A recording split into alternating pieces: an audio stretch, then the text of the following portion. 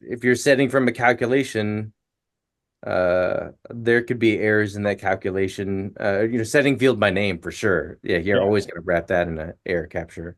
That's the crux of the problem, though, right there, right? Like, first of all, what could go wrong? And then if it does go wrong, what are you expecting the error is going to be that you need to account for so that you can handle it?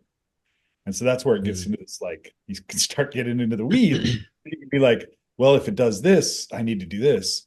And then not even account for, something you wouldn't even have thought of because you get so much in the normal. And then if you go overboard, you're like, well, we need to account for this error. We need to account for this. What if we never Mm. make it there? What if Right. something, what if FileMaker doesn't do what FileMaker is supposed to do? And quickly, like, Right. wait a minute, no, pull it back, pull it back. Yeah. We know FileMaker is going to behave in a certain way, but it's like you start to think about the different ways that the errors can propagate, and it's easy to Well, go way there's over. always a like anything we do in FileMaker. It's not really FileMaker. Like anything we do as developers, there's always got to be some degree of cost benefit. Um, you know, does the project warrant the level of error correction that you're doing? Is it a situation where you can get away with just showing the error to the user, or do you have to log it? What's the downside risk of being a little bit logging a little bit less or error capturing a little bit less versus a little bit more? If we're working on a project for a client that has 100 users, we're going to approach error handling a little differently than we probably would for a small one or two client situation.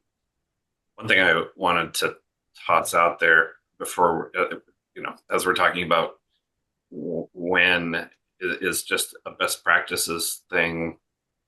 When we're doing code reviews, I think we look for this the classic set error capture on at the beginning of the script, and then never turning it off.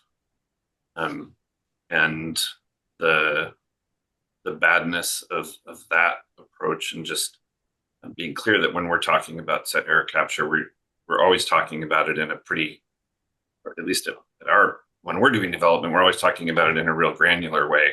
You know, we know where we're trying to capture an error, and we know that we want to turn error capture back off right afterwards. We're never blanketly throwing a set error capture on just to suppress errors, for example. Obviously, that would be bad. Yeah. Hmm. That's key, right? Like, when do you turn it on and when do you turn it off? And I think in the early days, I remember making a couple of mistakes about like turning it off too early. Yeah. And then you can't actually capture it if you've turned it off, right? Like, or thinking that you're capturing, but it's only capturing on the last step, not two steps before where it could have failed, right? So like there's some rules in there that you really have to be aware of and think through carefully whenever you're doing error capture to see if you're going to actually what your failure might be and if you can account for it. And yeah. And I think the other tricky part is that then after you've developed your code, you need to test it and you need it to error, right? You want it to actually throw an error so then you can test that you handled the error properly. And that can be very tricky because sometimes you can't force an error. You're like, well, yeah, I'm accounting for maybe an error could occur here, but you have to kind of create an environment to reproduce that error that may not be easy to reproduce, which we can do with the debugger, right? We can force ourselves to jump into the error capture code.